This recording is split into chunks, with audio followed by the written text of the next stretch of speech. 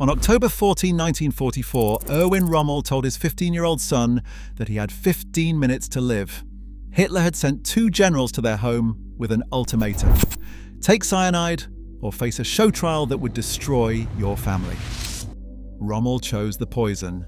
But here is what makes this story different from every other Nazi downfall. That 15-year-old boy would spend the next 70 years transforming the Rommel name into something his father's regime would have despised. A symbol not of military conquest, but of tolerance, reconciliation, and liberal democracy. To see more profiles on the figures of World War II, subscribe and hit the bell. October 14th, 1944 began like any other day at the Rommel Villa in Herrlingen. Erwin was recovering from severe head injuries suffered when Allied aircraft strafed his staff car 3 months earlier. He walked with difficulty, his left eye would not fully close. But he was alive, and that had become a problem for the Nazi regime. At noon, 2 generals arrived, Wilhelm Burgdorf and Ernst Maisel. They were not there to check on his recovery. Rommel met with them privately for nearly an hour. When he emerged, his face showed nothing. He walked upstairs to find his wife Lucie, and what he told her would make her a widow within the hour. Then he found Manfred.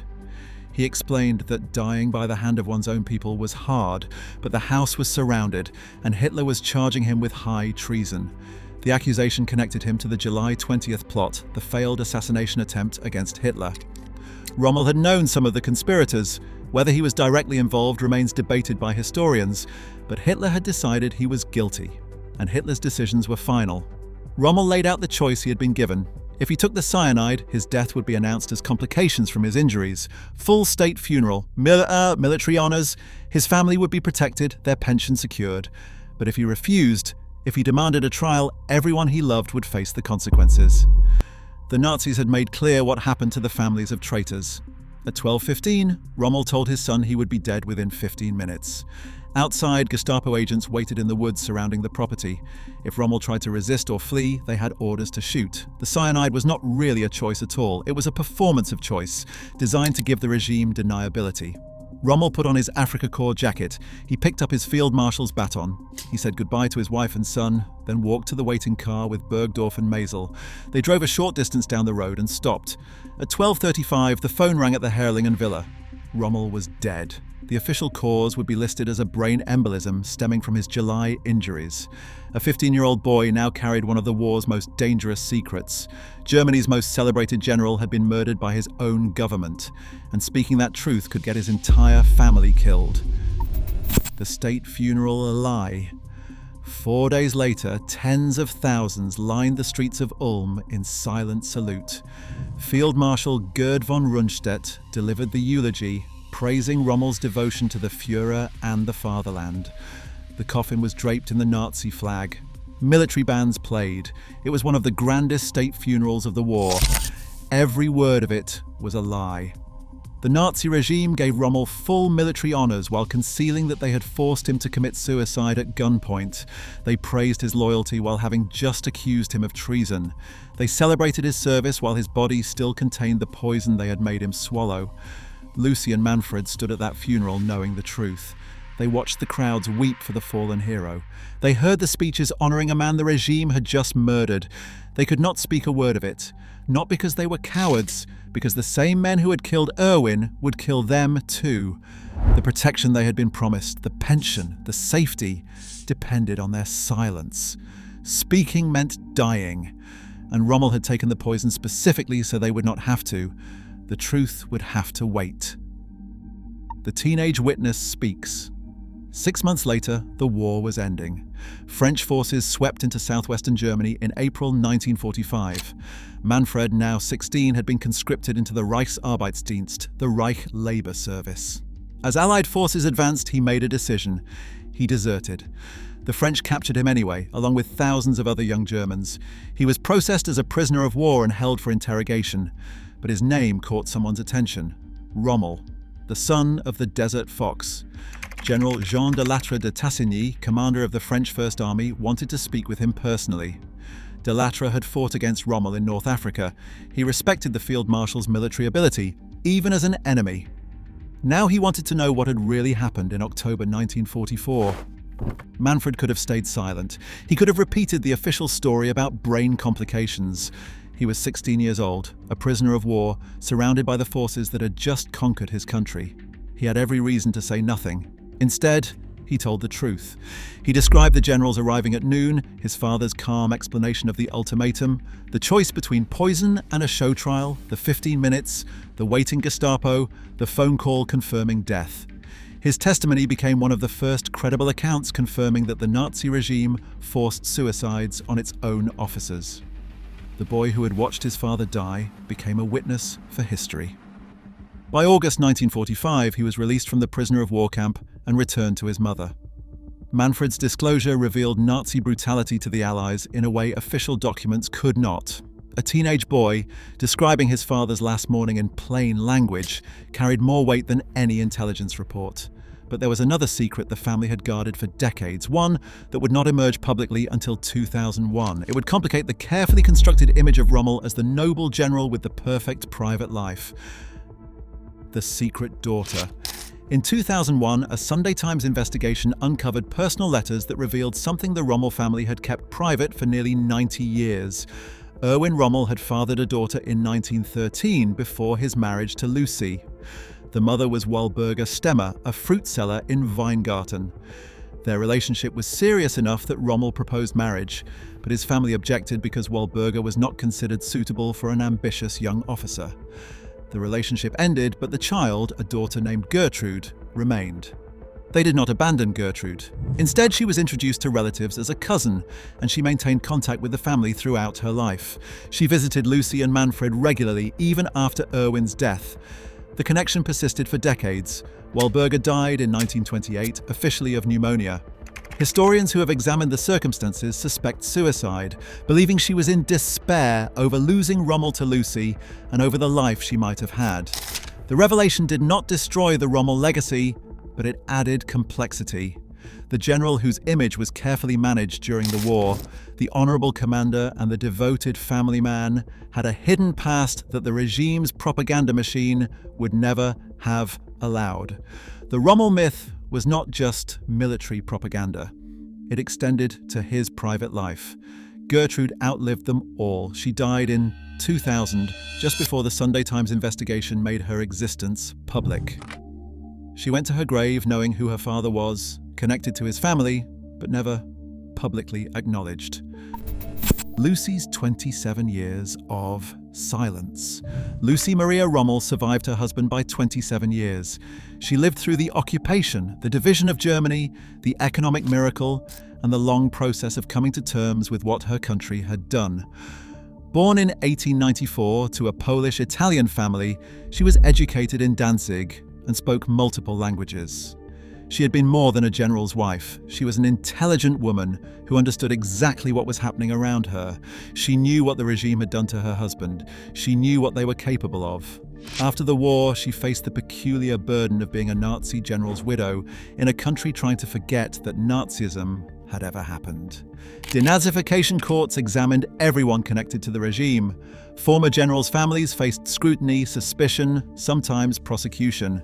Lucie navigated all of it. She never wrote memoirs. She rarely gave interviews. She did not tour the lecture circuit defending her husband's reputation or attacking his enemies. She simply endured.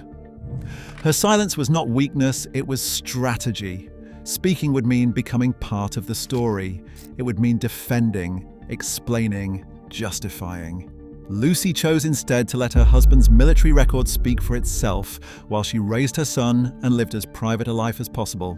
She died in 1971 at the age of 77, having watched Manfred grow from the traumatized teenager who witnessed his father's death into a respected political figure. Her quiet endurance became its own form of testimony. A woman who chose dignity over spectacle, who bore an impossible inheritance without being crushed by it. When Manfred eventually rose to prominence, he carried not just his father's famous name, but his mother's example of how to live with history's weight.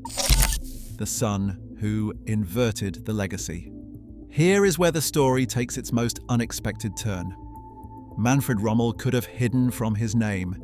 He could have changed it, left Germany, started over somewhere his father's shadow would not follow. Many children of Nazi-era figures did exactly that. They disappeared into ordinary lives, their famous names buried under married names or new identities. Manfred did the opposite. In 1974, he ran for mayor of Stuttgart and he won. He would hold that position for 22 consecutive years, becoming one of the most respected political figures in modern German history. But he did not just survive in politics despite his name. He used it, not to glorify his father's era, but to deliberately repudiate everything it represented. He championed immigrant integration when many German politicians opposed it. He founded the Stuttgart Pact for Integration, bringing together government, businesses, and community organizations to support newcomers. He tolerated dissent. He promoted reconciliation. He built a political career on precisely the values the Nazi regime had tried to destroy. Then came 1977. The Red Army faction, West Germany's most feared terrorist group, kidnapped and murdered industrialist Hans Martin Schleyer. In response, the German government took a hard line. When several members of the Red Army faction died in Stammheim prison that October, officially by suicide, their bodies needed burial. No cemetery in Germany would accept them. Local governments refused. The terrorists' families could not find anywhere to lay their dead to rest. Manfred Rommel, son of Hitler's field marshal, authorized their burial in Stuttgart. The backlash was immediate and fierce. Critics accused him of honoring terrorists. His political opponents called it a betrayal. How could the son of Germany's greatest military hero give sanctuary to the bodies of murderers? His reasoning was simple. Reconciliation requires acts of reconciliation. The dead were dead. Their crimes were over. Refusing to bury them would only perpetuate hatred. Someone had to end the cycle, and he was willing to be that someone. It was exactly the kind of decision his father's regime would have despised, and that was precisely the point. The Rommel name became associated not with Nazi Germany, but with its deliberate rejection. The son inverted everything the father's era represented, not by running from history, but by facing it directly and choosing differently. The airport and the transformation complete. In 2014, Stuttgart made a decision that would have been unthinkable in 1945.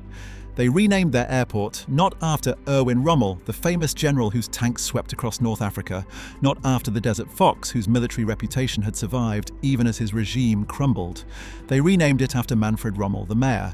The city said that Manfred Rommel represented tolerance, reconciliation, and openness to the world more than anyone else in Stuttgart's modern history. Those were the values they wanted their airport to embody. Think about what that means. In 1944, the name Rommel represented Hitler's war machine. It appeared on propaganda posters. It was celebrated by a regime that murdered millions. It belonged to a man who led armies of conquest across 3 continents. 70 years later, the name Rommel was being honored again, but for the exact opposite reasons. For tolerance instead of conquest. For reconciliation instead of division. For openness instead of authoritarianism.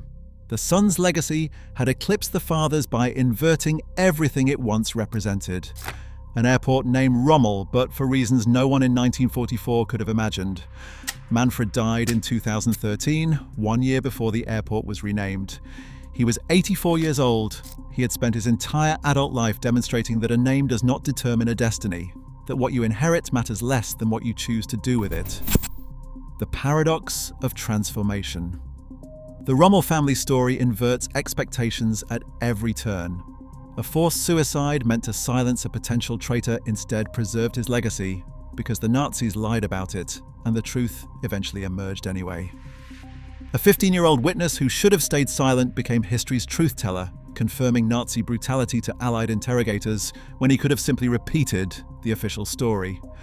A widow's silence became dignity rather than complicity. She endured without defending, survived without explaining. A secret daughter complicated the carefully constructed myth, but did not destroy the family that quietly acknowledged her for decades. And a son transformed a Nazi name into a symbol of liberal democracy. Not by running from it, not by hiding from it, but by doing the opposite of everything it once represented. What happened to Rommel's family after World War II was not destruction. It was not disgrace. It was not the generational collapse that befell so many Nazi-connected families. It was transformation. And it happened because a teenage boy who watched his father die at the regime's hands made a different choice about what to do with what he had inherited. He could have let the Rommel name die with his father's generation. Instead, he spent 70 years making it mean something new. Thanks for watching. If you found this story compelling, check out our other deep dives into the families who lived in the shadow of World War II, their choices, their silences, and the legacies they built from the ruins. Like this video, subscribe, and hit the bell for more History Inside.